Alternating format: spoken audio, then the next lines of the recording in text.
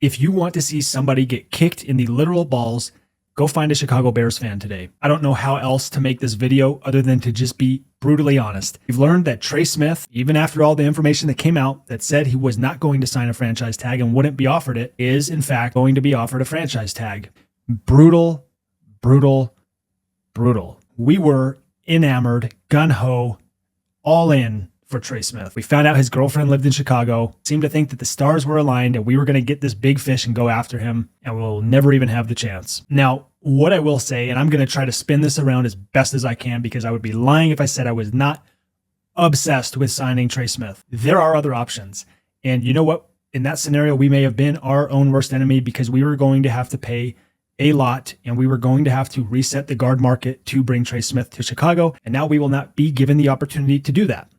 So we'll save some money. Here's what we can do with it. There are a couple guys that I'm very interested in on the free agent market: Mekhi Becton, Will Freeze, Kevin Zeitler, and James, former Chicago Bear, Daniels. Those are the four, and let me tell you why. Now, Mekhi Becton, his stock is as high as it's ever been in his young NFL career, and people are going to like him because he is a freaking massive human being. 6'7", 360 pounds, and he moves like a freak. He had his best season he's ever had. He won a Super Bowl. He was ranked in the top 21 of guards in the NFL this last season.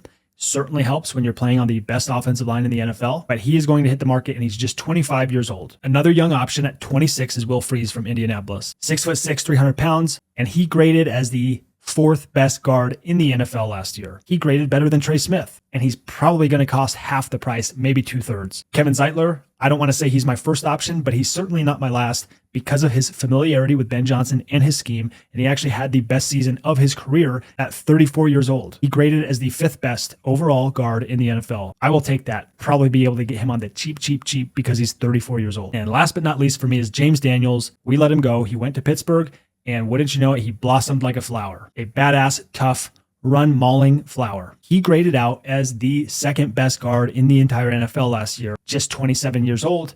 I mean, if we're looking at Mekhi Becton, James Daniels, and Will Freeze, these guys are all kind of in the same category. I say all this to say that hope is not completely lost.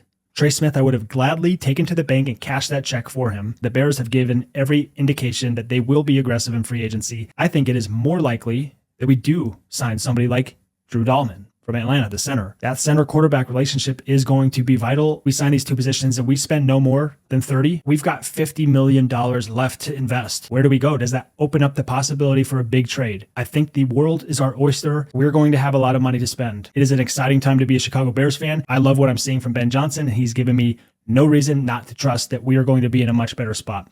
Bear down, baby.